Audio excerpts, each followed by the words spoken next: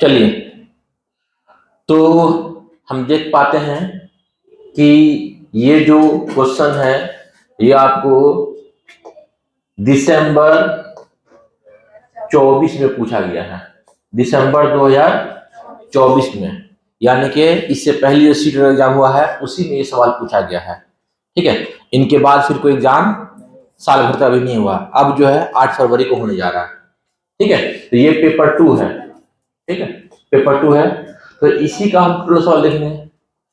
अभी पहले हिंदी 2 देखते हैं, फिर हिंदी 1 देखेंगे, फिर उसके बाद में सीडीपी और फिर बाद में एसएसटी देखेंगे। ठीक है, तो पहले हम हिंदी 2 देखते हैं कि कैसा सवाल पूछा है।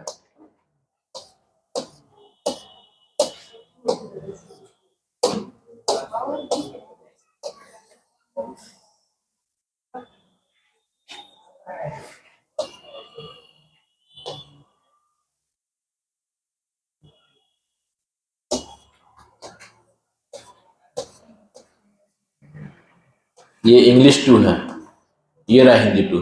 इससे पहले हिंदी 1 था क्या, तो पहले हिंदी 2, फिर हिंदी 1, फिर सीडीपी, फिर एसएसटी देखेंगे। तो ये हिंदी 2 है 6 to 8 का। तो इसका सबसे पहले पैसे देखते हैं। पैसे सब काफी छोटा पूछ रहा है।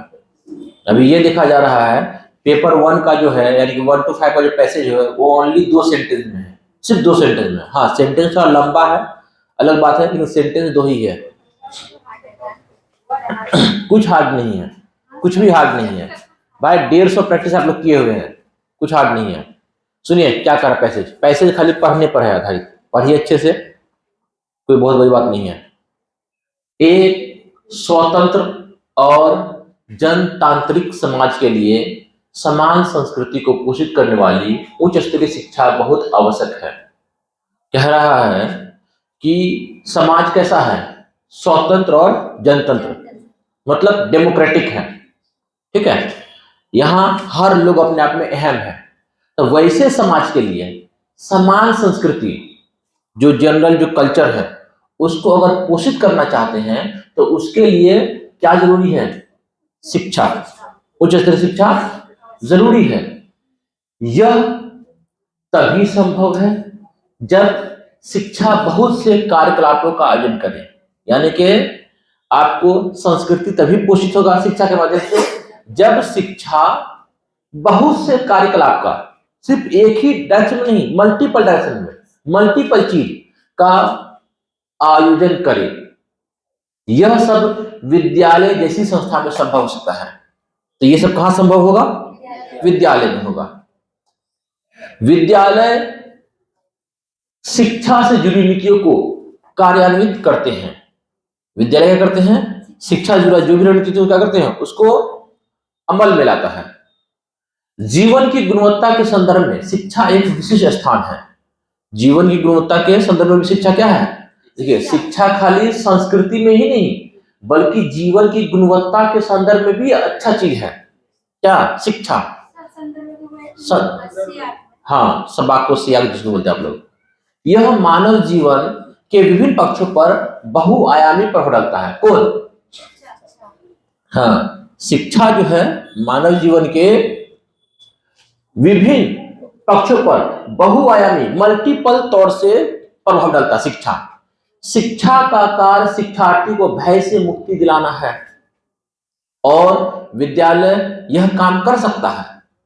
विद्यालय में शिक्षा का वातावरण बच्चों को जानकारी देने, लिखना पढ़ना सिखाने तक सीमित रखने के बजाय उन्हें स्वतः सीखने के लिए बढ़ावा देने वाला हो, जिससे उनमें विभिन्न संस्कृति की समझ पैदा हो।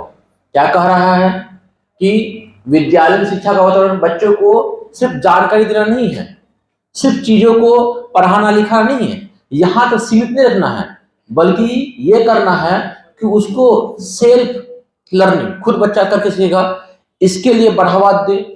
अगर हम बच्चा को खुद बच्चा करके सीखेगा, अगर हम ऐसा माहौल क्रिएट कर पाएंगे तो क्या होगा, उससे बच्चा में विभिन्न संस्कृति की समझ पैदा होगी। तो ये रहा पैसेज जो काफी आसान है।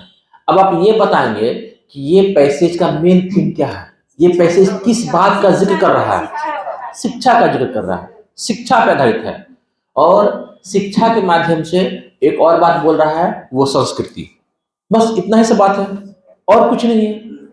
तो अब हम लोग क्वेश्चन को देखते हैं।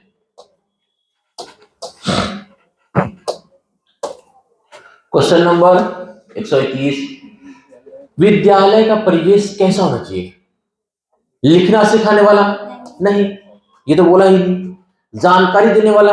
नहीं, ये भी रटाने वाला हो तो क्या?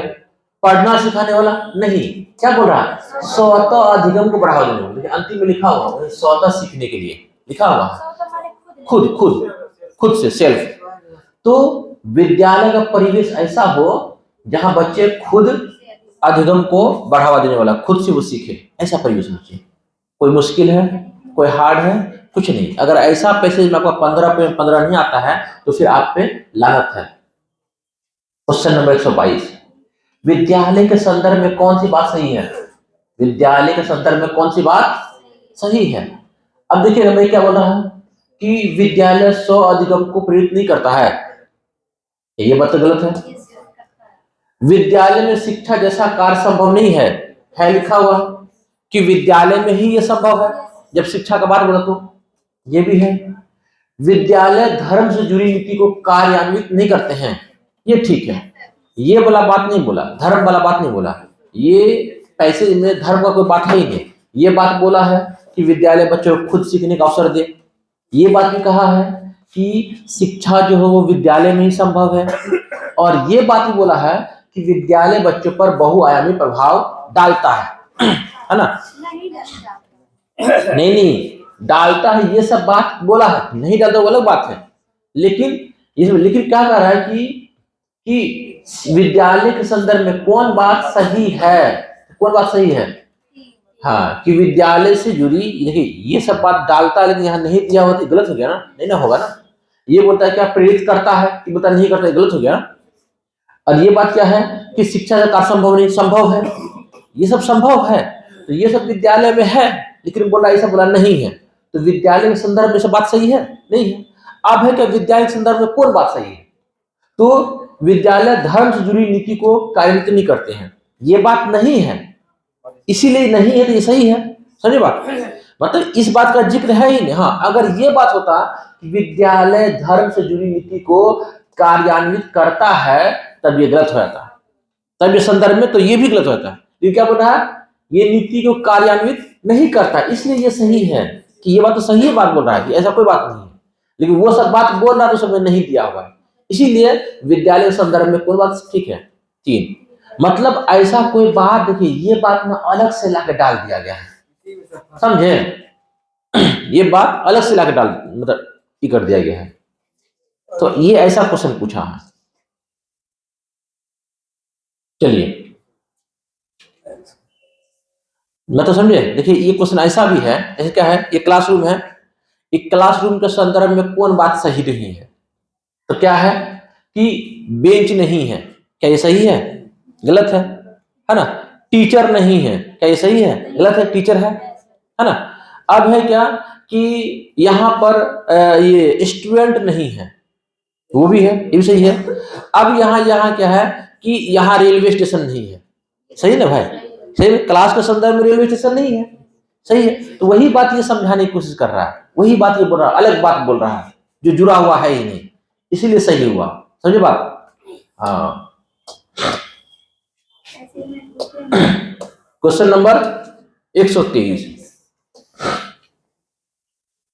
शिक्षा किस प्रकार से संस्कृति को पोषित करने वाला बन सकता है? शिक्षा कैसे संस्कृति को पोषित करने वाला बनेगा? बच्चों के लिए बहुत से कार्यकलाप का आयोजन करके, जब बच्चा मल्टीपल काम करेगा, क्या ये बोला है? बच्चों को तरह तरह की सूचना देकर के, खाली इंफॉर्मेशन दे करके नहीं, ये बात नहीं बोला है। बोला क्या बच्चा खुद जब काम करेगा वो खुद ही संस्कृति को पोषित कर लेगा। यहाँ क्या बोल रहा है? सूचना दीजिए, गलत है। बच्चों में पठन लेखन का कौशल विकसित करके, ये भी गलत है। बच्चा खुद पढ़े लिखे, खाली पढ़ने लिखने से नहीं होगा, ये नैरो बात हो गया। यहाँ बोला भी है बच्चों को विद्यालय में नामांकित करती, ये भी नहीं होती। यहाँ देखिए लिखा हुआ सब बात, इसका आंसर 1 का है, देखिए लिखा हुआ है आपको सबसे अंतिम में, है ना? कि विद्यालय का यह काम कर सकता है, क्या बोल रहा है, विद्यालय में शिक्षा का वातावरण बच्चों को जानकारी देने, लिखाना, पढ़ाने तक सीमित न रखा जाए, बल्कि उसे स्वतः सीखने के लिए बढ़ावा देना चाहिए। जिससे क्या होगा, संस्कृति का समझ बनेगा, संस्कृति पोषित बनेगा। तो वही तो बात है, आप पूछ रहा है कितना ना 123 में समझ बनेगा, पोषित होगा। तो क्या होगा आंसर 1 नंबर। समझे बात? क्या टफ है? क्या टफ है? नहीं, आसान है, हलवा है। विद्यालय का संधि विच्छेद होगा, विद्या जोड़ आलय, कौन है ये? 2 नंबर। गद्यांश अनुसार शिक्षार्थी को भय से मुक्ति दिलाने का कार्य किसका है? शिक्षा का है। नहीं लिखा है बात, देखिए लिखा हुआ है कि हाँ, शिक्षाकार शिक्षार्थी को भय से मुक्ति दिलाना है, ना लिखा हुआ है, लिखा हुआ है। आप आते क्वेश्चन कितना में, कौन सा शब्द भिन्न है? कौन शब्द जो है वो भिन्न है? कौन भिन्न है? चलिए देखिए, इसमें क्या है, स्वतंत्र, ये क्या है, शिक्षा, संस्कृति, समाज, संज्ञा है। स्वतंत्र क्या है? विशेषण है ना, आजाद, आजाद, स्वतंत्र समाज, स्वतंत्र देश, स्वतंत्र हवा।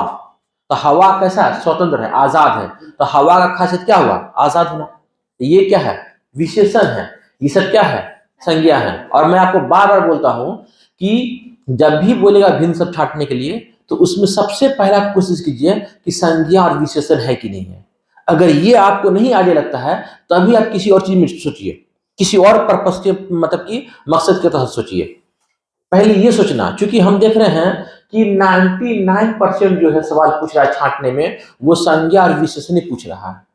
1% चांस है कि वो कुछ और पूछ रहा है। चलिए क्वेश्चन नंबर 127, जनतांत्रिक समाज के लिए किस तरह की शिक्षा की आवश्यकता है? संज्ञा है ना, सब संज्ञा है, ये सब संज्ञा है, वो विशेषण है। ठीक है, शिक्षित जो है वो विशेषण है। ठीक है, शिक्षा संज्ञा है। चलिए आगे बढ़ते हैं। तो 127 में आते हैं, जनतांत्रिक समाज के लिए किस तरह की शिक्षा की आवश्यकता है? जानकारी देने वाला, क्या ऐसा मतलब की शिक्षा चाहिए, या संस्कृति का संवर्धन करने वाला? हाँ, ये चाहिए, ये चाहिए। वर्ग भेद पैदा करने वाला, लोगों में भेदभाव पैदा करने वाला, ये नहीं होगा। आजीविका का अवसर देने वाला, ये भी नहीं होगा, ये होगा। ये बात कैसे बोला है? ये बोला है ना, जनतांत्रिक समाज के लिए समाज से संतुष्ट करने वाली उच्च स्तरीय शिक्षा बहुत आवश्यक है। सब बात शिक्षा पाइए, है कहाँ हारिए। 138 में शिक्षित विशेषण है। देखिए ये ना, ये ग्रामेटिकल बात है। शिक्षा से जब आपको, शिक्षा से जब ये वर्ड शिक्षित बनता है, तो शिक्षा संज्ञा है, शिक्षित विशेषण बन जाता है। नहीं नहीं नहीं, एक आदमी क्या, शिक्षित हजारों लोग हो सकता है, जरूरी शिक्षित देश भी हो सकता है। नहीं नहीं, ये आप ना उसको देखिए, शिक्षित एक आदमी क्या, हजारों लोग हो सकता है, इससे मतलब नहीं है। आप देखिए उसके, उसमें आप संज्ञा सर्वनाम फिट कीजिए, शिक्षित लोग, शिक्षित देश, शिक्षित समाज, विशेषता बताता है। ये ग्रामर वाली बात है आपको। चलिए क्वेश्चन नंबर 128 में आते हैं।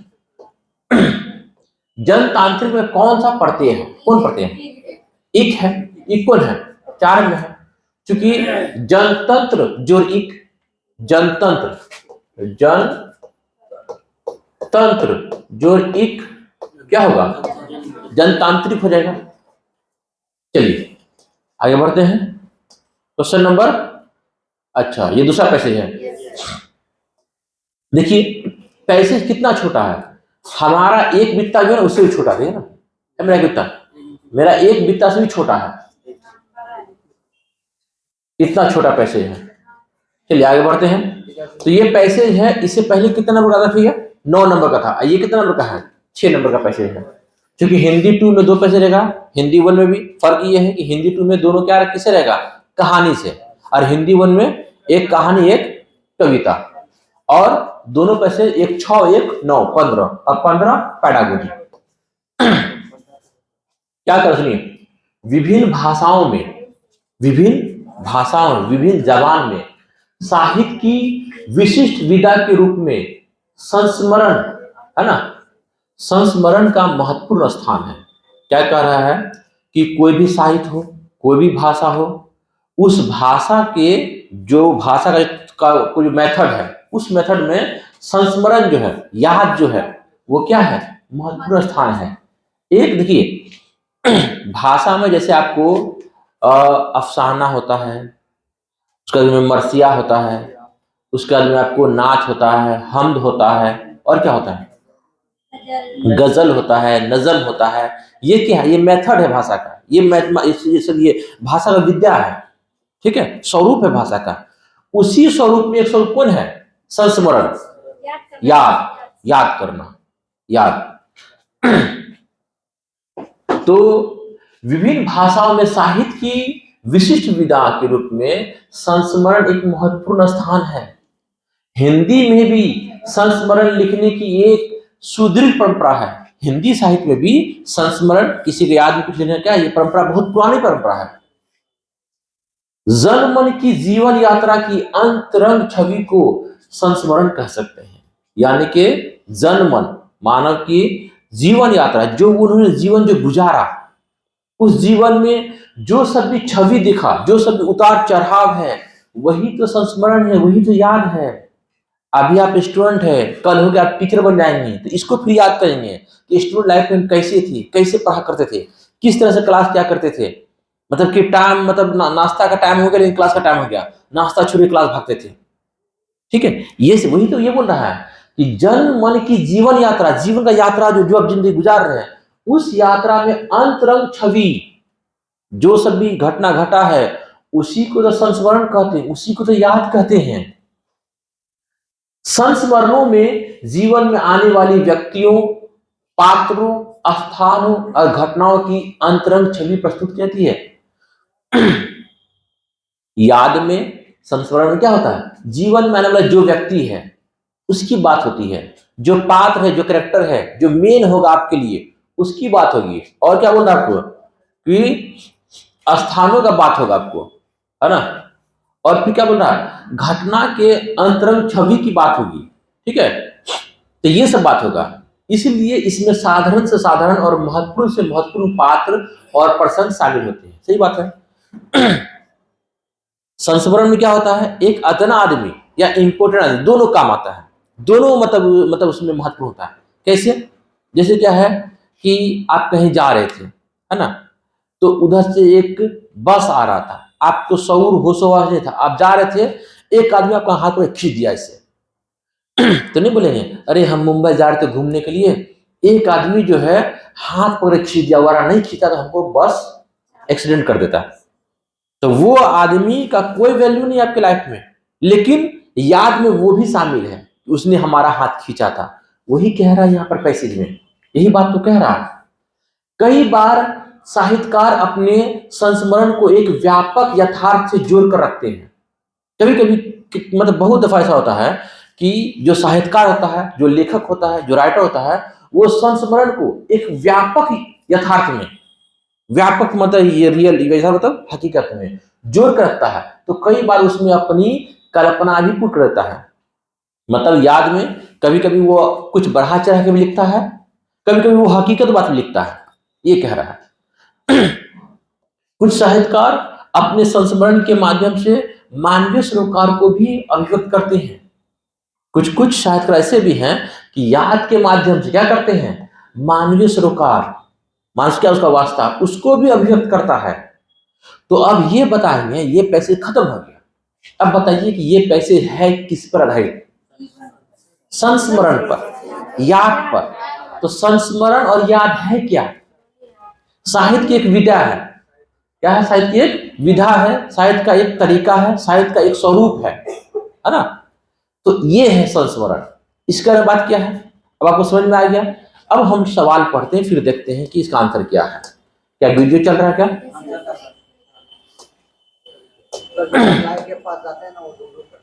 क्या? अच्छा, स्क्रीन जो ऐसे करता है, अच्छा अभी अभी अभी कर रहा है क्या? अब कर रहा है, अच्छा। जब जाते हैं तब चलिए, सुदीर्घ का अर्थ है क्या होगा? बहुत लंबा, बहुत पुराना। सुदीर्घ काफी लंबा, काफी पुरानी बात है। ठीक है, तो इसका आंसर क्या होगा आपको? 1 नंबर होगा। क्वेश्चन नंबर 130, गद्यांश के अनुसार संस्मरण क्या है? संस्मरण क्या है? विशिष्ट विचार दर्शन है, स्मृति का संकलन है, जीवन यात्रा की अंतरंग छवि है। यही तो बोला है पैसिव में, यही तो बात लिखा हुआ है कि संस्मरण क्या है ना? संस्मरण में जीवन क्या है लिखा ना, यहाँ क्या है? संस्मरण कहते हैं, संस्मरण कह सकते हैं जीवन यात्रा की अंतरंग छवियों को। कितना आसान है। इसका आंसर क्या होगा आपको? 3 नंबर होगा। पैसेज जो है ना, पैसेज खाली पढ़ने पर आधारित है। जो बच्चा पैसेज को अच्छे से पढ़ लिया, कहानी को समझ गया, थीम समझ गया, उसके लिए पैसेज टफ नहीं है। पिछले बार 20 लाख में 18 लाख जो फेल किया था, तो वो 2 लाख बच्चा ही पैसेज समझा, 18 लाख बच्चा पैसेज नहीं समझा, इसलिए फेल हो गया। इस बार 25 लाख है, 25 लाख में 5 लाख बच्चा पैसेज समझेगा और 20 लाख नहीं समझे, इसलिए 20 लाख फेल, 5 लाख पास। हाँ बिल्कुल। गद्यांश के अनुसार संस्मरण क्या? ये तो हो गया। 131, कुछ साहित्यकार संस्मरण के माध्यम से क्या अभिव्यक्त करते हैं? बोलिए। बिल्कुल, मानवीय सरोकार। ये अंतिम में दिया हुआ नहीं, दिया हुआ है कि कुछ साहित्य वर्ड टू वर्ड उठा के डाल दिया है। कुछ साहित्यकार अपने संस्मरण के माध्यम से मानवीय सरोकार अभिव्यक्त करता है। अगर आपको नहीं मालूम फिर ढूंढ के लिख लीजिए, कितना छोटा पैसे है। नहीं मालूम फिर ढूंढ के लिखिए आप। क्वेश्चन नंबर 132 होगा ना? चलिए, क्या कह रहा है कि भिन्न शब्द की पहचान कीजिए। तो मैंने पहले बोला था कि जब भी आपको भिन्न शब्द वाला सवाल आए कि पहचान कीजिए, तो पहले हमको संज्ञा और विशेषण देखना है। कौन संज्ञा को विशेषण? देखिए, व्यापक, बड़ा, क्या है ये? विशेषण है। व्यापक यथार्थ है ना, कोई बड़ी हकीकत, ये क्या है? विशेषण और संज्ञा है। जीवन यात्रा, ये संज्ञा है ना। सुदीर्घ परंपरा, लंबी परंपरा, लंबी क्या है? विशेषण है, परंपरा संज्ञा है, विशेषण संज्ञा है। अंतरंग, अंतरंग छवि, छवि कैसा? अंतरंग है, अंतरंग क्या है यहाँ पर? विशेषण है। तो कौन अलग है? जीवन यात्रा। आपको पहले यही काम करना है, विशेषण और संज्ञा को ही पहले ढूंढना। उसके बाद जब ये मैच नहीं करे तो फिर व्याकरण का और सब जो स्वरूप है तब उसको ढूंढिए कि ये और क्या हो सकता है। क्या बोले? क्योंकि संज्ञा है ये संज्ञा है, ये क्रिया है ना। ये संज्ञा, ये क्रिया है, और ये विशेषण, ये संज्ञा है। ये विशेषण, ये संज्ञा है, वो विशेषण और वो संज्ञा। तो ये तीनों एक जैसा है, यही तो अलग है। समझे बात जी? क्वेश्चन नंबर 133, संस्मरण में साधारण से लेकर महत्वपूर्ण पाठ और प्रसंग शामिल होते हैं। याद में साधारण से लेकर महत्वपूर्ण पात्र, महत्वपूर्ण व्यक्ति, कैरेक्टर भी प्रसंग में, इस बातचीत में शामिल होता है, क्योंकि इसमें जीवन में आने वाली किसी पात्र, प्रसंग, घटना का चित्रण होता है। सही बात है, सबका बात होगा यहाँ पर। यह साधारण साहित्यकार द्वारा लिखा जाता है, ऐसा कोई बात नहीं है। यह विशिष्ट साहित्यकार द्वारा लिखा जाता है, ऐसा कोई बात नहीं है। इसमें विशिष्ट घटना पात्रों का, ऐसा बात नहीं है। ये बात तो पैसे में दिया होगा, टूट दिया होगा। क्या क्वेश्चन सर? चलिए, क्वेश्चन नंबर 134, 135 सॉरी 134, प्रस्तुत गद्यांश साहित्य की किस विधा के बारे में है? संस्मरण है ना, संस्मरण, याद, याद, याद, याद, याद में देखो बना है, ये है सीताजमहल। क्वेश्चन नंबर 135, गद्यांश के संदर्भ में कौन सा वाक्य सही नहीं है? कौन वाक्य सही? किसके संदर्भ में? गद्यांश के संदर्भ में। संस्मरण में साधारण व विशिष्ट हर तरह के प्रसंग शामिल होते हैं, ये बात तो सही है। हमको ढूंढना क्या है, कौन सही नहीं है। साहित्यकार संस्मरण में अपनी कल्पना भी पुट करते हैं, सही बात है, अंतिम में लिखा हुआ यही बात है। अपना कल्पना भी और यथार्थ, हकीकत दोनों जोड़ता है वो। संस्मरण का विशिष्ट विधा के रूप में महत्वपूर्ण स्थान है, ये सही है, ये भी सही है। एक अलग विधा है, एक अलग स्वरूप है ये। संस्मरण केवल हिंदी साहित्य में नहीं, ये उर्दू में भी है, अंग्रेजी में भी है, हर साहित्य में, हर एक लिटरेचर में ये है संस्मरण, खाली हिंदी में ही नहीं है, यही तो गलत है। चलिए तो हम लोग अभी तक 15 नंबर कर लिए हैं। अब पैसेज हो गया, अब कहाँ आएंगे हम लोग? पैडागोजी में। ठीक है, पैडागोजी में कितना मिनट हुआ देखिए तो, वीडियो लंबा जाता बच्चा लोग देखता नहीं है, स्किप कर देता है। रील कैसे देखना, आप रील की तरह 25 मिनट हो गया, समझाना भी तो पड़ेगा भाई, वर्ड टू वर्ड बोल के निकल जाएंगे तो फिर 10 मिनट में खत्म कर देंगे। चलिए कम से कम क्लास का बच्चा तो देख लेगा जो क्लास में नहीं आया है, जो एग्जाम देने गया भोपाल लखनऊ। चलिए, अश्विन जन्म से ही उड़िया भाषा जानता है। अश्विन जो है वो उड़िया भाषा कब जानता है? By birth. मतलब ये हुआ कि उड़िया उसकी मातृभाषा हो गई, मादरी जबान हो गई। और उसने अंग्रेजी और हिंदी भाषा भी पढ़ी है, तो अंग्रेजी हिंदी भाषा पढ़ा है, उड़िया वो जन्म से जानता है। इस कथन के आधार पर पता लगाइए कि कौन सा कथन सही नहीं है। तो कौन सा कथन जो है वो सही नहीं है। तो क्या कह रहा है कि उसका अंग्रेजी अधिगम भाषा अर्जन है क्या? नहीं है, अंग्रेजी जो है भाषा अर्जन नहीं है, क्या है ये? अधिगम है, सीखा है। तो क्या पूछा? कौन नहीं है? नहीं का आंसर ना, ना का आंसर ना में, हाँ का आंसर हाँ में, ये तो सही है। अब बात है क्या? उसका उड़िया अधिगम भाषा अर्जन है, सही बात है, उड़िया को वो अर्जित किया है, उड़िया को वो सीखा है, मतलब कि ये अपने परिवेश से लिया है, ये ठीक है। उसका हिंदी भाषा अधिगम भाषा अधिगम है, सही बात है। हिंदी क्या है?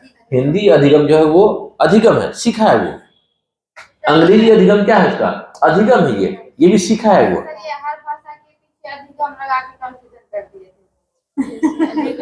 भाई क्यों कंफ्यूज होना है? काटते हिंदी भाषा अधिगम, ये तो और आसान कर रहा है आपको कि हिंदी सीखना जो है वो सीखना है, तो और आसान कर रहा है। नहीं सर, वहाँ पे अर्जन दे दिया ना, अंग्रेजी भाषा अधिगम दे दिया पहले अंग्रेजी के। हाँ तो अधिगम तो सीखना दिया, अब कंफ्यूज थोड़ा बहुत करता है, लेकिन नहीं होना आपको। इसलिए गलती करती है।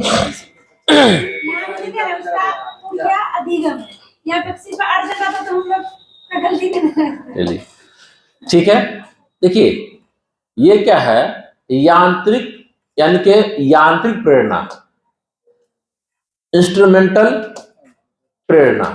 देखिए इसमें ये होता है कि एक होता है यांत्रिक होता है और एक आपको समावेशित होता है, दो प्रेरणा होता है, यांत्रिक और समावेशित। यांत्रिक प्रेरणा उस प्रेरणा को बोलते हैं जब बच्चा किसी खास मकसद के तहत, किसी पर्पस से, किसी उद्देश्य से कहीं जा करके कुछ सीखता है, उसको क्या बोलेंगे? यांत्रिक प्रेरणा। और समावेशित मतलब जो बच्चे अपने गांव में, समाज में, घर में सीखता है, उसको क्या बोले हम लोग? समावेशित प्रेरणा। तो एक व्यक्ति पुस्तक लिखने के लिए भाषा सीखता है, क्या ये जो है कोई खास, मतलब कि ये नहीं है, कहीं जाना भी नहीं है, चलिए ठीक है, आंशिक रूप से सही है, क्या है? पूर्ण रूप से सही नहीं है, आंशिक रूप से सही है ये। जब कोई व्यक्ति उपयोगिता के कारण भाषा सीखता है, जैसे कि रोजगार के लिए, उपयोगिता के लिए, किसी मकसद के तहत, ठीक है, तो वो क्या होगा आपको? यांत्रिक। ये क्या है? पूर्ण रूपेण सही है। जब कोई व्यक्ति किसी भाषा को इसलिए सीखता है जिससे कि उस भाषा में सहजता वक्ता के नजदीक आ सके, सहजात वक्ता के नजदीक आ सके, ये समावेशित हो जाएगा। क्या होगा? ये समावेशित यांत्रिक हो जाएगा। ये ऐसे ही समावेशित प्रेरणा हो जाएगा जब लोग गांव समाज में सीखता है, ये तो होगा नहीं। जब कोई व्यक्ति अपने समुदाय के धार्मिक और सामाजिक उत्सव के लिए भाषा, ये भी क्या होगा? ये भी आपको समावेशित हो जाएगा। ठीक है, तो ये दो लॉजिक है, टर्म है, वर्ड है, यांत्रिक अभिप्रेरणा और एक समावेशित अभिप्रेरणा। हाँ, कमाने के लिए, रोजगार के लिए, शिक्षा के लिए, है ना, उसके लिए। और समावेशित, देखिए ये हिंदी वन में दिया हुआ, इसके बारे में अभी हिंदी वन जब पढ़ाएंगे इसके बारे में अच्छे से दिया हुआ वहां पर, इसीलिए बोलते हैं आप लोग दोनों पढ़िए। भले टेस्ट एक का दीजिए, पढ़ना दोनों है आपको। चलिए आगे बढ़ते हैं। क्वेश्चन नंबर 138, इसका आंसर 2 होगा। 2 होगा इसका आंसर। एक आंशिक रूप से सही है, 2 क्या है, फुल्ली सही है। 2 होगा इसका आंसर। कृपा और कर्ण जुड़वा है। कृपा कर्ण क्या है, दोनों क्या है, जुड़वा है। और मणिपुर की विशेष बोली बोलते हैं। दोनों जुड़वा है, लेकिन दोनों क्या करता है, मणिपुर की कोई विशेष बोली बोलती है, जो वहां का भाषा है। हालांकि उनके बोलने में विभिन्नता है। बोली बोलने के उनके व्यक्तिगत विशेष तरीके को किस रूप में जाना जाता है। देखिए, सब बोलता है, लेकिन सबके बोलने का तरीका अलग होता है। हिंदी सब बोल रहा है, उर्दू सब बोल रहा है, लेकिन सबके बोलने का तरीका होता है। एक आदमी को ऐसा मिलेगा, एक छोटा इस बात में मिट्टी डालो, चलो आगे बढ़ो, वो हर बात में क्या बोलेगा, इस बात पर मिट्टी डालो। एक आदमी क्या बोलेगा, मान लेके अगर ऐसा करें तो क्या होगा, मान लेके ऐसा करें तो क्या होगा। तो हर आदमी की क्या होता है, बोलने का अपना शैली होता है, अपना स्टाइल होता है, अपना ढंग तरीका होता है। ठीक है, तो उस बात को क्या बोलते हैं, तो उस बात को बोलते हैं आइडियोलेक्ट, यानी कि व्यक्तिक भाषा। क्या बोलेंगे, व्यक्तिक भाषा बोलते हैं इसको। हाँ, सबके बोलने का अपना अपना अंदाज, अपना अपना ये। जैसे शत्रुघ्न क्या बोलते हैं, खामोश, है ना, उसके मतलब कि बोलने का अपना अंदाज है। इस टाइप का वर्ड बोलता है, फिल्मों में अक्सर होता है। राजेश खन्ना क्या बोलता है, बाबू मोसाई, एक मूवी में ऐसा है, तो उसका अपना शैली है। तो सबके अपना अपना बोलने का जो शैली है, उसको क्या बोलेंगे हम लोग, व्यक्तिक भाषा बोलते हैं, आइडियोलेक्ट बोलते हैं। ठीक है, क्वेश्चन ये बोलता है कि कृपा करण दोनों भाई है और दोनों हजरुआ भाई है और दोनों मणिपुर का एक भाषा बोलता है, विशेष भाषा, लेकिन उनके बोलने में क्या है, विविधता है, बोलने का तरीका अलग अलग है। तो उसको क्या बोलेंगे, उसको व्यक्तिक भाषा बोलते हैं, आइडियोलेक्ट भाषा बोलते हैं। अब ये है बोली। बोली क्या है, एक जन समुदाय में जब बोलते हैं तो वो बोली है। मणिपुरी, ये तो भाई मणिपुर से जुड़ा हुआ है, चाहे मणिपुरी बोली हो या मणिपुरी कल्चर हो या मणिपुरी समाज हो या लोग हो, इससे हमको मतलब नहीं है। वाक क्रिया, इस वाक क्रिया का अंग्रेजी देखना पड़ेगा क्या है। चलिए, हाँ, मतलब वाक मतलब अच्छा, ये शायद वो सेंटेंस जुड़ा होगा, इसका अंग्रेजी देखना पड़ेगा, अंग्रेजी क्या है। ठीक है, चलिए ठीक है, इसका आंसर क्या होगा, आपको 2 नंबर होगा। समझे बात। अब इसका अंग्रेजी देखना पड़ेगा, आइए देख लेते हैं अंग्रेजी। अब आप बोल रहे हैं तो देख लेते हैं अंग्रेजी। कितना क्वेश्चन कितना है, 138 है ना। स्पीच एक्ट, बोलने का जो आप तरीका है।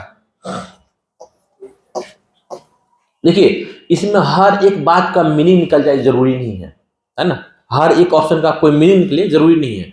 हो सकता है कि 4 ऑप्शन का मीनिंग निकले, हो सकता है 3 का मीनिंग निकले, हो सकता है 2 का मीनिंग निकले, हो सकता है कि 1 का निकले, है ना। 4 का मीनिंग निकले ये जरूरी नहीं है। क्वेश्चन नंबर 100 कितना मिला, 37 39। भारत के संविधान में अंग्रेजी भाषा की क्या स्थिति है, सहराजकीय भाषा है। और हिंदी क्या है, राजकीय भाषा है। हिंदी क्या होगा, हाँ। देखिए, ये बात आपको मान लेना है, ये बात सीटेट में ऐसा ही सवाल पूछा, लेकिन हम लोग जब पढ़े हैं वो उल्टा पढ़े हैं। जो हमने जो मतलब कि ये जो जहाँ से बीएड वगैरह किया है, वहां जब पढ़ाई किए तो वहां अलग पढ़ाई की थी। वहां क्या था, इंग्लिश क्या है, ऑफिशियल लैंग्वेज है, कार्यकारी भाषा है, वहां ये पढ़ा। लेकिन हम लोग सीटेट में उसका उलट ले रहा है। तो हमको सीटेट के अकॉर्डिंग चलना है कि हिंदी क्या है, सरकारी जबान है, ऑफिशियल लैंग्वेज है, और हिंदी के अलावा जो भी भाषा है वो क्या होगा, आपको सहराजकीय भाषा होगा। जो भी है वो सब सहराजकीय भाषा होगा। उर्दू भी, तमिल भी, तेलुगु भी, सब क्या है, सहराजकीय भाषा है भारत के संविधान के अकॉर्डिंग। हाँ, हिंदी सरकारी जबान है, ऑफिशियल लैंग्वेज है। चलिए 140। एक ऐसा परीक्षण, एक ऐसा टेस्ट जिसका उद्देश्य विद्यार्थी की विशेष कमजोर और प्रबल पक्ष के विशिष्ट क्षेत्रों की पहचान करना है, क्या कहलाएगा वो, निदानात्मक डायग्नोस्टिक टेस्ट, है ना। जैसे मान लीजिए कि आप बच्चे का टेस्ट लिए, बच्चे में कोई कमी नजर आया। अब कमी तो है, लेकिन कमी कहाँ पर है, किस एरिया में, स्पेशल कमी क्या है, यानी कि एग्जैक्ट बात, स्पेसिफिक बात का जब पता लगाते हैं कि कमजोरी है, लेकिन क्या कमजोरी है, तो उसके लिए हम क्या करते हैं, डायग्नोस्टिक टेस्ट लेते हैं। ठीक है, उसके बाद हम लोग निदानात्मक, जब डायग्नोस्टिक टेस्ट ले लिए फिर क्या करेंगे, उसको रिमीडियल टीचिंग देंगे, उपचारात्मक शिक्षण देंगे। समझ में आया क्या क्वेश्चन आंसर? ये वैधता परीक्षण मतलब वैसा टेस्ट जिसका कोई भी टीचर चेक करे, मार्क्स डिफर ना हो, मार्क्स में अंतर ना हो, उसको बोलेंगे वैध। नहीं, वैध बोलेंगे नहीं, वो तो हो गया आपको विश्वसनीय हो गया, है ना। वैध बोलेंगे क्या कि वैसा टेस्ट जो अगर आपको जानना है बच्चे का कॉग्निशन और टेस्ट भी उसी से जुड़ा हुआ है, तो ये वैध हुआ। आप ऐसे समझिए, जैसे मान लीजिए सीटेट है, सीटेट में जो क्वेश्चन है और वैसा ही क्वेश्चन पूछ रहा है, उसी पैटर्न में पूछ रहा है, तो ये वैध हुआ।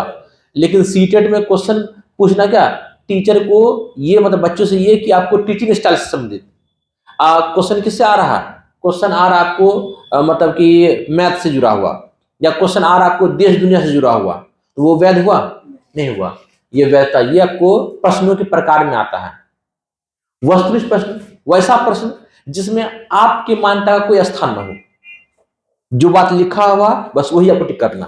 जैसे ये वस्तुनिष्ठ हुआ, क्वेश्चन पूछ दिया है, आपको इसी चारों में से कोई एक आंसर लेना है, आपके मान्यता का यहाँ पर कोई स्थान नहीं है। आपके मान्यता का स्थान किस टाइप के क्वेश्चन में होगा, जो क्वेश्चन आपको सब्जेक्टिव होगा। जैसे क्या पूछेगा कि बताइए बिहार में जो आपदा जो है वो बाढ़, उसके बारे में आप वर्णन कीजिए, तब वहां पर अपना आप दिमाग लगाइएगा, अपना बात रखिएगा वहां पर, तो वो होगा आपको क्या, व्यक्तिक हो जाएगा।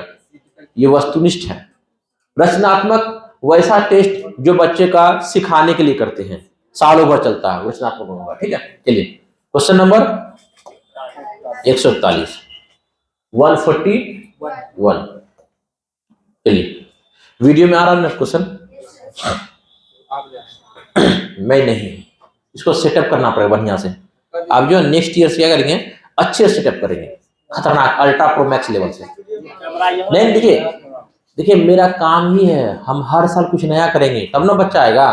अब जो चीज आपको पढ़ाए वही उसको ही पढ़ाएंगे, काहे नहीं पढ़ाएगा भाई, कुछ अलग करना पड़ेगा। पैकेज को भी हर साल अपडेट करते हैं, पढ़ने का तौर तरीका भी अलग कर, तब ना बच्चा आएगा हमारे पास में, तब ना रिजल्ट होगा। जब सीटेट अपडेट हो रहा, हम वही चल रहे, वही पूरा सिस्टम पे रिजल्ट होगा बच्चे का, फिर तो हम लोग क्या मोबाइल बन जाएंगे, कहानी खत्म, मार्केट आउट। चलिए अदिति भूतकाल के नियम जानती है। अदिति जो वो भूतकाल का नियम मतलब कि फ्यूचर टेंस का वो नियम जानती है, परंतु संदर्भ के अनुसार उनका प्रयोग नहीं कर पाती है। उसके पास किस प्रकार का ज्ञान है? देखिए जब आपको ग्रामर से जुड़ा हुआ खाली नॉलेज हो, उसको क्या बोलेंगे, घोषणात्मक ज्ञान, है ना। जब आपको सिर्फ ग्रामर से जुड़ा हुआ रूल्स नियम फॉर्म वगैरह हो, उसको क्या बोलेंगे, घोषणात्मक। जब है क्या कि उसका आपको यूज आता हो, अब उसका प्रयोग आता हो, उसको क्या बोलेंगे हम लोग, प्रक्रियात्मक ज्ञान। और ज्ञान का अनुप्रयोग ये तो अलग बात है, ज्ञान का इस्तेमाल करना। और भाषा अर्जन ये तो भाई LAD है, लैंग्वेज एक्विजिशन, ये तो अलग बात है। ठीक है, क्या क्वेश्चन सर? तो घोषणात्मक मतलब खाली आपको ग्रामर का रूल्स नियम फॉर्म से मालूम हो, और प्रक्रिया मतलब उसका मतलब यूज भी मालूम हो। ठीक है, कि कैसे इस्तेमाल करना है, अप्लाई कैसे करना है। चलिए क्वेश्चन नंबर 142। जा रहे हैं क्या? हाँ, कोई खास काम है क्या?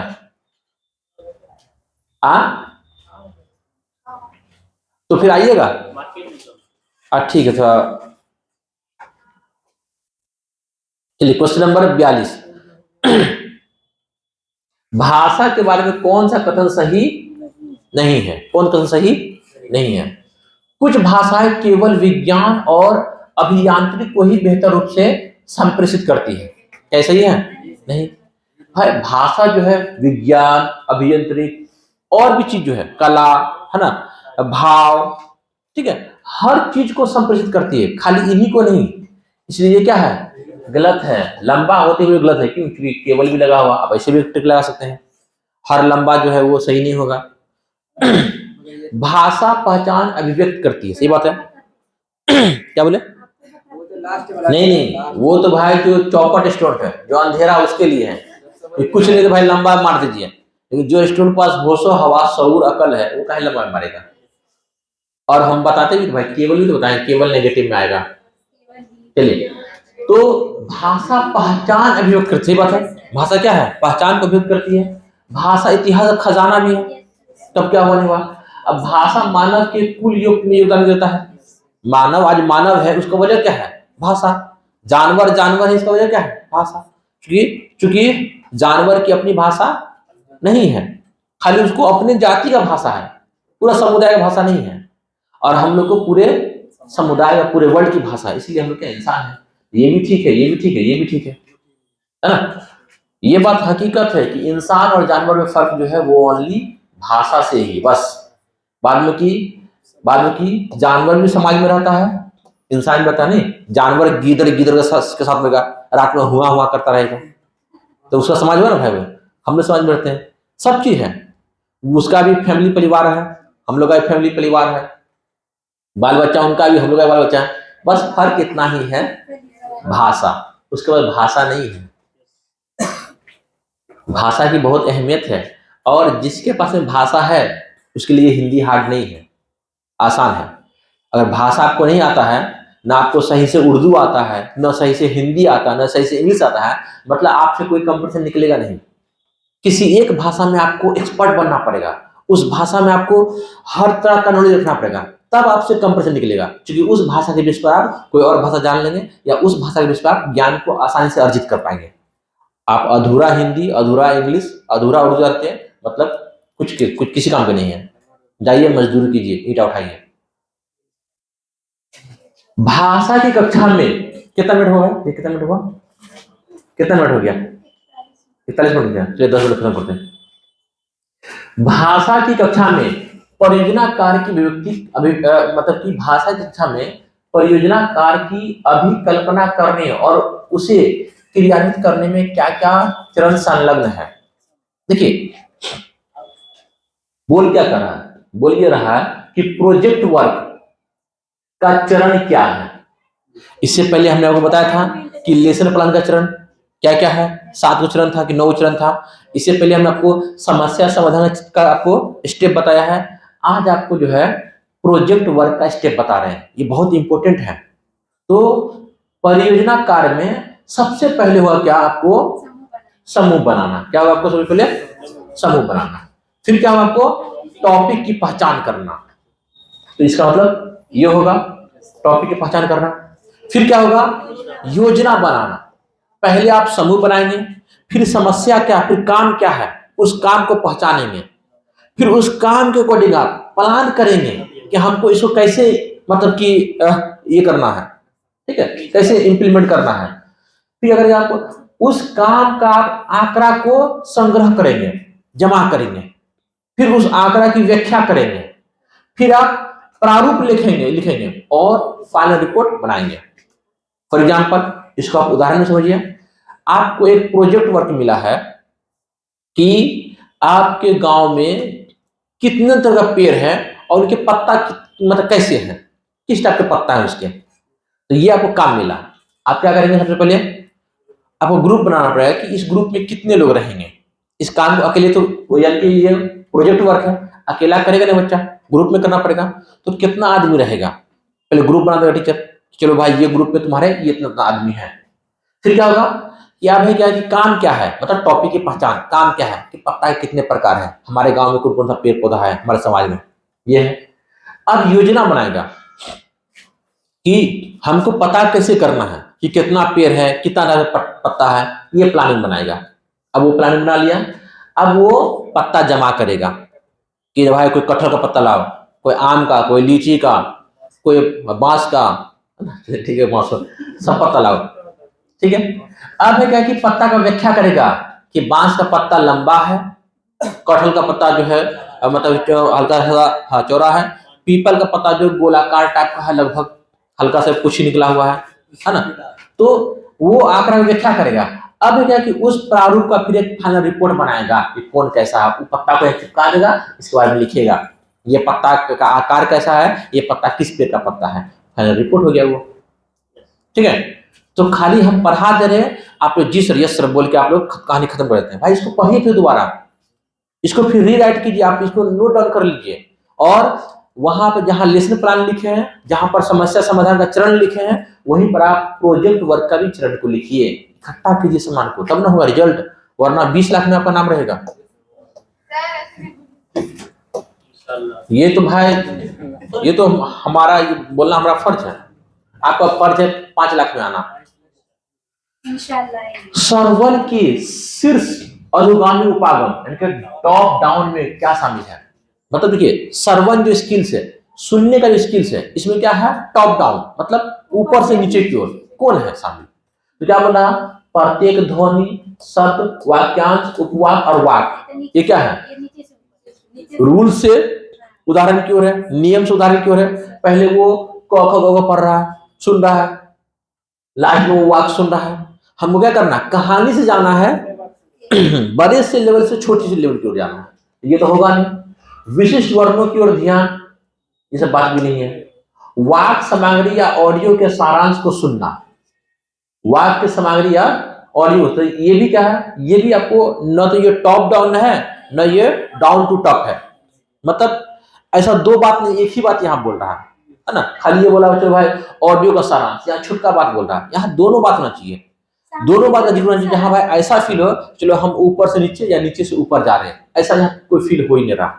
अब इसमें आते हैं सामग्री, वाक, ऑडियो के समग्र संदेश को सुनना। चलिए ये क्या बोल रहा है आपको कि चलिए ये भी आंसर सब सही मान लेते हैं। ये क्या है कि इसके समग्र रूप को, मतलब भाषा के समग्र रूप को, भाषा के समग्र रूप ये हुआ कि कोई एक सेंटेंस नहीं हुआ, कोई एक शब्द नहीं हुआ, कोई एक छोटा सा पैराग्राफ नहीं हुआ, पूरा कहानी, पूरा कहानी क्या हो गया? आपको समग्र रूप हो गया। जैसे मान लीजिए कछुआ खरगोश बारे में है, अब कछुआ खरगोश में ये है, ये कहानी बोल रहे हैं, अब कछुआ यानी खरगोश सो गया, अब वहां तक कहानी छोड़ दिए, क्या ये पूर्ण रूप हुआ? नहीं, पूरा कहानी बोलना ये हुआ पूर्ण रूप। तो ये हो गया क्या कि पूरा कहानी बोलिए आप, तो क्या होगा? आपको टॉप टू डाउन होगा, ये होगा। इसके आगे भी बात लिख सकते थे कि कहानी के बाद अक्षर वगैरह, तब ये भी तो भी सही होता है। चलिए क्वेश्चन नंबर 145। हाँ, सारांश को सुनना, ये भी ठीक है, ये भी ठीक है, ये भी ठीक है, लेकिन जब हमको सारांश से यहाँ पर समग्र रूप बोल दिया है तो ये ज्यादा अच्छा है ना। ये सीटेट में सब अच्छा होता है, बेहतर कौन है? तो अच्छा तो 3 भी है, लेकिन बेहतर कौन है? समग्र, मतलब किसी भाषा का पूर्ण रूप। ठीक है, चलिए क्वेश्चन नंबर 145 में आते हैं कि कक्षा 7 की अध्यापिका, कक्षा 7 की अध्यापिका किसी एक व्यक्ति के वर्णन से संबंधित लेखन कार्य देना चाहती है। ये क्लास 7 की टीचर है, वो बच्चा को किसी एक व्यक्ति का वर्णन करना, चाहे वो व्यक्ति कोई भी हो, चाहे वो व्यक्ति फेरी वाला हो, चाहे वो व्यक्ति कुम्हार हो, चाहे वो व्यक्ति पान वाला हो या चाय वाला हो, एक व्यक्ति का वर्णन का काम दिया कि तुमको खाली उसी व्यक्ति के बारे में लिखना है। ठीक है, वह कक्षा से बाहर गई, बच्चा को लिखना क्या है? किसी एक व्यक्ति के बारे में, खाली उसी के बारे में सब बात, कि चाय वाला है, चाय वाला का दुकान है, अपना कप है, अपना डेगची उगची सब है, गैस सिलेंडर अपना है, ये उसी के बारे में खाली लिखना। ठीक है, तो वही बोल रहा है कि वो ये काम देना चाहती बच्चा को कि एक ही बच्चे को, एक ही आदमी के बारे में लिखे। इसके लिए वो क्लास से बाहर गई और अपनी कक्षा में एक फेरी वाला को और उसके सामान सहित, फेरी वाला को भी और सामान को भी लेके आया, और उसने फेरी वालों से कहा कि वह कक्षा में कोई 7 मिनट के लिए रुके। मतलब कक्षा में क्या? 7 मिनट के लिए रुकिए। कौन बोली? टीचर बोली। किसको? फेरी वाला को। ठीक है, कहोगे भाई यही है ना? तो फेरी वाला क्या बोले? आप 7 मिनट क्लास में रुकिए। चलिए ठीक है, अब है क्या कि रुके, फिर शिक्षार्थी को 2-2 के जोड़े में उस व्यक्ति का वर्णन लिखने का कहा। ग्रुप बना दीजिए को कि आप तुम इस व्यक्ति के बारे में लिखो। वह फेरी वाला इस गतिविधि में किस रूप में जाना जाएगा? बेचारा फेरी वाला। देखिए, खाली फेरी वाला को नहीं, उसका सामान को बुलाया। क्यों? बच्चा देखेगा फेरी वाला से, वो तो उस सामान को देखेगा, तब न लिखेगा कि फेरी वाला ऐसा ऐसा ऐसा होता है। वो क्या है? सामग्री है, वो मटेरियल है वो। हाँ, लेकिन अगर वो फेरी वाला का एग्जाम्पल वगैरह देगी या फिर फेरी वाला से मतलब कोई मतलब कि अगर एग्जाम्पल तो एग्जाम्पल हो जाएगा। शिक्षण सहायता जो जब पढ़ाई के तो अच्छा, शिक्षण सहायक भी होगा। तो शिक्षण सहायक भी होगा कि जिसके माध्यम से बच्चा को पढ़ाया जा रहा है, सिखाया जा रहा है। अब आप जो है फोटो के माध्यम से सिखाइए कि कोई गतिविधि के माध्यम से या कोई मतलब कि चार्ट वगैरह जो है मॉडल वगैरह उसके माध्यम से, वो शिक्षण सहायक हो जाएगा। फेरी वाला तो कुछ है नहीं, गतिविधि का एक प्रतिभागी, गतिविधि में कोई एक चीज जो होगा ना उसको बोलेंगे गतिविधि के प्रतिभागी। तो यहाँ पर गतिविधि तो है नहीं। हाँ हाँ, यहाँ एक्टिविटी ना है, कुछ हाथ से कुछ कर रहा बच्चा नहीं कर रहा, पूरा जिस्म का इस्तेमाल नहीं हो रहा भाई, खाली ओनली मानसिक यूज हो रहा, बस हो गया। चलिए, अरे आप लोग आंसर काहे पूछ रहे हैं? हाँ, आंसर बताने के लिए मैं यहाँ पे खड़ा हूँ क्या? आपको हम कंसेप्ट बताने के लिए खड़े हैं, कंसेप्ट समझना है। अब गौर से सुनिए, फिर आंसर पूछने की जरूरत नहीं पड़ेगी। कक्षा 7 की एक अध्यापक अपने शिक्षार्थी को एक लघु पठन सामग्री पढ़ने के लिए देती है। कक्षा 7 की कोई टीचर है, वो बच्चे को छोटका सा कोई पैराग्राफ है वो पढ़ने के लिए देती है, जिसके माध्यम से वे पाठ सामग्री में प्रस्तुत लोग और समुदाय की सत्ता व पहचान के बारे में समझ बना सके। मतलब कोई 7 क्लास के टीचर है, ये इंपोर्टेंट बात नहीं है। इंपोर्टेंट बात ये है कि किसी बच्चे को एक छोटा सा पैराग्राफ पढ़ने के लिए देती है, और उस पैराग्राफ में वो ये चाहता है कि बच्चा जो है उसमें प्रस्तुत लोग, समुदाय, सत्ता, पहचान की समझ बनाए कि कैसा मतलब लोग है, कैसा समुदाय है, कि कैसा सत्ता है, पहचान क्या है, ये सब इसके बारे में बच्चा समझ बनाए। किसके माध्यम से? उस पैराग्राफ के माध्यम से। अध्यापिका शिक्षार्थी में किस बात को समुन्नत करना चाहती है? सुनिए, देखिए ये क्या है, ये बच्चा एक पैराग्राफ पढ़ेगा, उसमें वो खोजेगा, ढूंढेगा, रिसर्च करेगा, जोड़ेगा, उसको क्या बोलेंगे? समालोचनात्मक साक्षरता बोलेंगे। अब ये क्या है? विश्लेषणात्मक पठन। जब उसका बच्चा एनालिसिस करेगा, लॉजिक लगाएगा, तर्क, यहाँ कोई लॉजिक वाला बात है ही नहीं, कोई तर्क वाला बात है। लॉजिक वाला बात कब होता तर्क वाला? कि बताओ कि इतनी बारिश हुई, अब इस बारिश के बाद क्या असर पड़ेगा समाज पर या गांव में, क्या असर पड़ेगा बारिश के बाद? तो यहाँ पर विश्लेषण होगा, तब यहाँ पर तर्क और लॉजिक होता। ठीक है। भाषा साक्षरता, खाली भाषा का ज्ञान है, इसका इस क्वेश्चन को लेना नहीं है।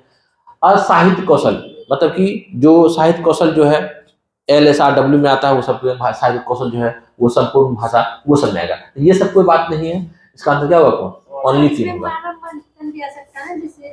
किसमें? समालोचनात्मक में? हाँ ठीक है, वो मंथन भी आएगा यहाँ पर। देखिए यहाँ पर बच्चा ना, यहाँ पर बच्चा सोचेगा, क्रिटिकली सोचेगा। ठीक है, बच्चा यहाँ पर क्रिटिकली सोचेगा, और यहाँ पर बच्चा लॉजिक लगाएगा। पहले वो छांटेगा, तोड़ेगा, फिर जोड़ेगा। जब बच्चा किसी सब्जेक्ट को, किसी कंसेप्ट को तोड़ जोड़ मरोड़ करके फिर वो सारांश निकलता है, तो वो विश्लेषण होगा। यहाँ पर तोड़ना जोड़ना है ही नहीं, एक सारांश है, उसको पढ़िए, उसके बारे में सोचिए, लॉजिकल थिंकिंग लगाइए, क्रिटिकल थिंकिंग लगाइए। क्रिटिकल थिंकिंग, इसका आंसर क्या होगा? 3 नंबर होगा। ठीक है, चलिए आगे बढ़ते हैं। क्वेश्चन नंबर 147 क्या बोला आपको? निम्नलिखित में से कौन सा कथन राष्ट्रीय शिक्षा नीति NEP 2020 द्वारा शास्त्रीय भाषा के अध्ययन के बारे में सही है? देखिए, शास्त्रीय भाषा का जो अध्ययन है, शास्त्रीय भाषा, तो पहले आपको समझना है कि शास्त्रीय भाषा बोलते किसको है? शास्त्रीय भाषा वैसी भाषा जो बहुत पुरानी हो, बहुत ओल्ड लैंग्वेज हो, उसको क्या बोलते हैं? शास्त्रीय। कितनी शास्त्रीय भाषा है? हाँ, अभी 11 हो गया, पहले 6 था, अभी 11 है। उसमें तमिल है, तेलुगु है, बंगाली है, संस्कृत है, कन्नड़ है, उड़िया है, मलयालम है, ये सब क्या है? शास्त्रीय भाषा है। वही बोल रहा आपको कि NEP 2020 के अंतर्गत शास्त्रीय भाषा के अध्ययन के बारे में क्या सही है? तो माध्यमिक चरण में एक केंद्रक कोर भाषा के रूप में शास्त्रीय भाषा का अध्ययन हो, क्या ये सही क्या है? मतलब क्या बोल रहा है कि माध्यमिक स्तर में एक मेन लैंग्वेज के रूप में शास्त्रीय भाषा पढ़ाया जाए, संस्कृत को मेन लैंग्वेज, मतलब किताब संस्कृत में है, ऐसा ही है क्या? ये बात नहीं बोला है, ये बात नहीं बोला है। माध्यमिक स्तर सेकेंडरी लेवल पर जो है वो अतिरिक्त भाषा रूप में एक वैकल्पिक भाषा रूप में पढ़ा जाए, ये बोला है। ये बात आप हिंदी 1 जब पढ़ेंगे वहां और क्लियर होगा। ये है शास्त्रीय भाषा को जो है वो माध्यमिक स्तर पर सेकेंडरी लेवल पर एक वैकल्पिक भाषा ऑप्शनल लैंग्वेज के रूप में पढ़ाया जाए, ये बोला है NEP 2020, ये बोला है। त्रिभाषा सूत्र के अंतर्गत एक विकल्प के रूप में नहीं, त्रिभाषा सूत्र में जो है वो ये शास्त्रीय भाषा आ सकता है लेकिन एक विकल्प के रूप में नहीं पढ़ाना। त्रिभाषा मतलब ये होगा भाई एक फर्स्ट लैंग्वेज का मादरी होगा, सेकंड जो है समाज गांव या स्टेट की लैंग्वेज होगा, और तीसरा जो कोई आधुनिक भाषा होगा, आधुनिक भारतीय भाषा होगा। वो उसमें ये चीज आ भी सकता है, शास्त्रीय भाषा नहीं भी आ सकता, लेकिन त्रिभाषा में हर हाल में वो शास्त्रीय भाषा पढ़ाना है, ये गलत है। त्रिभाषा मान लिया आ सकता है लेकिन हर हाल में पढ़ाना है, ये गलत है। जैसे मान लीजिए आप आते हैं आंध्र प्रदेश, वहां का बच्चा तेलुगु पढ़ेगा, त्रिभाषा में पढ़ेगा, लेकिन वैकल्पिक रूप से कुछ पढ़ाना वो गलत है, ये चीज का जिक्र नहीं किया है, तो ये सही आपको आंसर नहीं है। प्रिपरेटरी चरण के दौरान शास्त्रीय भाषा मतलब कि जो 3 to जो ये है आपको 6 है, तो वहां पर पढ़ाना ये भी गलत है। ओनली आपको माध्यमिक चरण पे ही पढ़ाना है शास्त्रीय भाषा को, वो भी ऑप्शनल लैंग्वेज के रूप में, कंपलसरी के रूप में नहीं। इसका आंसर ओनली 2 होगा। इसके बारे में हिंदी 2 में भी आप लोग को आना है तो ज्यादा डिस्कस। मतलब इसके अलावा, हाँ वैकल्पिक ऑप्शनल, इसके अलावा मतलब हम ये नहीं, अब इसके अलावा हम चाहते ये पढ़े, अतिरिक्त मतलब ये हुआ। जैसे मान लीजिए कि सबके पास 5-5 पेन है, आपके पास 6 पेन है, तो आपका अतिरिक्त पेन कितना हुआ? एक, इसके अलावा एक पेन ज्यादा हो गया, कनेक्शन वही था, अतिरिक्त वैकल्पिक जो कंपलसरी नहीं है। यहां एक पाठ सामग्री दी गई है, पता लगाइए कि पाठ सामग्री की किस प्रयुक्ति रजिस्टर सम्मिलित है। मतलब यहां ये बोला है कि देखिए ये क्या बोल रहा है आपको, यानी कि भाषा की रजिस्टर, तो भाषा का जो शैली है ना वो किस संदर्भ में बोला गया है उसको क्या बोलते हैं? भाषा का रजिस्टर बोलते हैं, ठीक है। तो यहाँ पर एक सामग्री दिया गया है, यहाँ पर एक छोटा सा सेंटेंस दिया गया है, आपको पता लगाना है कि यह भाषा के किस प्रयुक्ति, भाषा के किस रजिस्टर में आएगा। ये भाषा का बहुत सारा रजिस्टर है, राजनीतिक रजिस्टर है, साइंटिफिक रजिस्टर है, सोशियो कल्चरल रजिस्टर है ना, तो और भी होगा, भौगोलिक रजिस्टर होगा। तो जहां पर खाली भूगोल का बात होगा वहां पर भौगोलिक हो जाएगा, जहां पर खाली पॉलिटिकल बात होगा वो पॉलिटिकल, जहां पर आपको विज्ञान वाला बात होगा वो विज्ञान से, जहां पर आपको समाज वाला बात होगा वो सामाजिक, जहां पर आपको क्रांति वाला बात होगा, बलिदान वाला बात होगा, है ना, किसी मिथ्या को तोड़ने वाला बात होगा, वहां पे क्रांतिक हो जाएगा। अब पढ़िए कि ये सेंटेंस में कौन वाला बात बोल रहा है आपको, मैं पढ़ रहा हूं, अचानक क्रांति के बाद ऐसा संभव लगने लगा कि बदलाव आएगा। विश्व के कई भाग में, यहां तक कि यूरोप और एशिया में भी व्यक्ति के अधिकार के बारे में नए नए विचार सामने आने लगे, जिनके नियंत्रण में सामाजिक सत्ता थी, उनकी भी चर्चा होने लगी। भारत में राजा राम मोहन राय और डिराजियो ने फ्रेंच क्रांति के माध्यम के ये महत्व के बारे में बात की। सामाजिक परिवर्तन के इन विचार को एक नया स्वरूप दिया गया। तो ये जो है किसके बारे में जिक्र है? हाँ, समाज, सोशल। देखिए ये आपको लगता है कहा क्या, ये आपको लगता है कि ये है आपको क्रांतिक प्रवृत्ति है, तो ऐसा नहीं है, ये क्रांतिक नहीं। ये क्या है, क्रांति जो आया किसमें है? समाज में बदलाव के लिए आया है ना, समाज में। और शायद ये क्रांतिक प्रवृत्ति कोई प्रवृत्ति नहीं, कोई रजिस्टर नहीं है, ये कोई मतलब मेथड वगैरह जो है भाषा को रजिस्टर ये नहीं है, ठीक है। तो समझे बात। तो ये जो है समाज में चेंज ला रहा है। राजा राम मोहन राय का क्या था? सती प्रथा पर रोक लगाया था। डिराजी का क्या थे? विधवा विवाह, सती प्रथा पे भी जो है इसको मतलब विधवा का विवाह हो, सती प्रथा रोक हो, यही सब काम किए थे लोग। तो ये समाज में चेंजिंग लाए, समाज में बदलाव लाए। और ये बदलाव जो कहाँ से मिला? इसको बदलाव जो है इसको फ्रेंच क्रांति से मिला, ठीक है, वहां की भी समाज में बदलाव हुआ। तो ये बात जो है वो सामाजिक विज्ञान के रजिस्टर से, सामाजिक विज्ञान की प्रयुक्ति से जुड़ा हुआ बात है। ये नया बात है, सीटेट में नई बात है ये। इसको भी याद रखना है कि देखें कि वो जुड़ा हुआ किससे है, किस बात से है ना। ओके, चलिए आगे बढ़ते हैं। अगर आपको नहीं मालूम तो ऐसे में आप क्या करिएगा, हम अभी जितना भी देखें सब में सामाजिक विज्ञान प्रवृत्ति ही लिया है। ये उसके लिए है जो अब बच्चा का जिसका मतलब कि नंबर ही नहीं बढ़ रहा, उसका कोई अब लॉजिक ही नहीं लगा रहा, कुछ नहीं लगा रहा वो, तो भाई मार दीजिए वही में, मोस्टली उसी जगह। ठीक है, चलिए क्वेश्चन नंबर, हाँ चूंकि मोस्टली सवाल इसी से आ रहा, वही पूछ रहा, सवाल देता आंसर वही लेता, उसी के आधार पर सवाल सेट करता है। कक्षा 8 के अध्यापक सुभाष को कई बार दुख होता है कि भाषा आकलन गृहशील रिसेप्टिव कौशल के महत्व नहीं देता है। गृहशील कौशल उनका का तत्व है। सुनिए सवाल सुनिए, सुभाष कोई टीचर है, वो कई बार उसको दुख होता है कि भाषा आकलन गृहशील कौशलों को महत्व देता है। मतलब भाषा का जो टेस्ट हो रहा है ना, उसमें रिसेप्टिव स्किल्स को इंपॉर्टेंस नहीं मिल रहा है ना। तो गृहशील कौशल से उनका क्या तात्पर्य है? देखिए यहां तक सवाल जब फंसाने के लिए, इसमें कोई बात नहीं है कि उसके बाद दुख होता है कि जब बच्चे का टेस्ट लेते हैं उसमें रिसेप्टिव स्किल का कोई जिक्र ही नहीं होता है, ये सब ऐसे दिया है। सवाल असल में ये है कि गृहशील कौशल से क्या तात्पर्य है उसका, तो सुनना और पढ़ना है ना। रिसेप्टिव स्किल सुनना और पढ़ना, LSRW, तो इसमें L और R क्या है, रिसेप्टिव, और W और क्या होगा, प्रोडक्टिव अभिव्यक्त्यात्मक कौशल। इसके माध्यम से लोग अपने विचार को अभिव्यक्त करते हैं और सुन के पढ़ के नॉलेज को ग्रहण करते हैं। चलिए आगे बढ़ते हैं। क्वेश्चन नंबर 155, शिक्षार्थी उस भाषा को समझते और व्यवहार में लाते हैं जो एक व्यवस्था की तरह है। सुनिए, देखिए अब है क्या कि भाषा की जो व्यवस्था है उस व्यवस्था को क्या बोलते हैं हम लोग, सिस्टमैटिक दक्षता बोलते हैं, सर्वांगीण दक्षता बोल रहे हैं। भाषा का जो आपको व्यवस्था है उसको क्या बोलते हैं, सर्वांगीण व्यवस्था।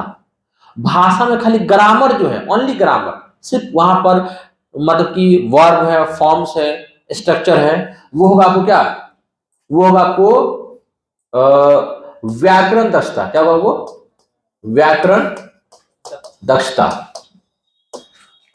लेकिन व्याकरण का बात भी हो और व्याकरण का यूज का बात भी हो तो वो किसमें आपको, सर्वांगीण दक्षता में होगा।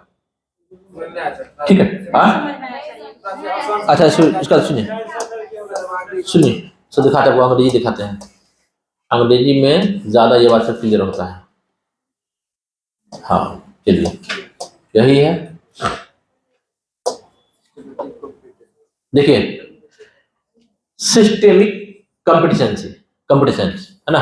तो सिस्टमेट यानी सिस्टमिक क्या है, हाँ सिस्टमिक कंपटीशन जो है, इसका मतलब ये हुआ कि जब बच्चे को ग्रामर और उसका अप्लाई, ग्रामर का यूज मतलब भाषा का समूह, भाषा जो व्यवस्था होता है उसके बाद जब मालूम होगा बच्चों को, उसको क्या बोलेंगे, सिस्टेमिक कंपटीशन बोलेंगे। जब बच्चा को ओनली ग्रामर के बारे में मालूम हो, ओनली ग्रामर में टेंस, फॉर्म, रूल्स, नियम जो भी हो, उसका हम लोग व्याकरण दक्षता बोलेंगे, उसका बोलेंगे हम लोग व्याकरण दक्षता बोलेंगे। अब है क्या कि ये जो है आपको भाषा के रणनीति से जुड़ा हुआ है। जब रणनीति वाला बात होगा, कैसे क्या करना नहीं करना है, तो वो आपको स्ट्रेटेजिक कॉम्पिटिशन होगा। आपको सोशियो लिंग्वल क्या होगा, आपको समाज के संदर्भ में होगा, ठीक है, और ये आपको बोलने के संदर्भ में होगा। ठीक है, ये क्या ओनली बोलने, जब जहां पर बात खाली वो बोलने वाला बात हो, जहां बच्चा बोल रहा हो मतलब भाषा को कह रहा हो, वहां पर आपको कम्युनिकेटिव कॉम्पिटेंस होगा। ठीक है, तो ये बात है। चलिए इसका हम आपको एक शॉर्ट, हम इसको क्या बोलते हैं, हिंदी को अपडेट किए हैं और अपडेट कर रहे हैं, होगा तो आपको एग्जाम से पहले एक बार इसको भेज देंगे जितना नया बात है, क्योंकि अक्सर देख रहे हैं कि नया मतलब लेटेस्ट पैटर्न कुछ नया बात पूछा, जैसे दक्षता वगैरह हो गया या रजिस्टर हो गया, भाषा रजिस्टर, इसमें नई बात है। चलिए ठीक है, अब हम लोग कहाँ आएंगे, हो गया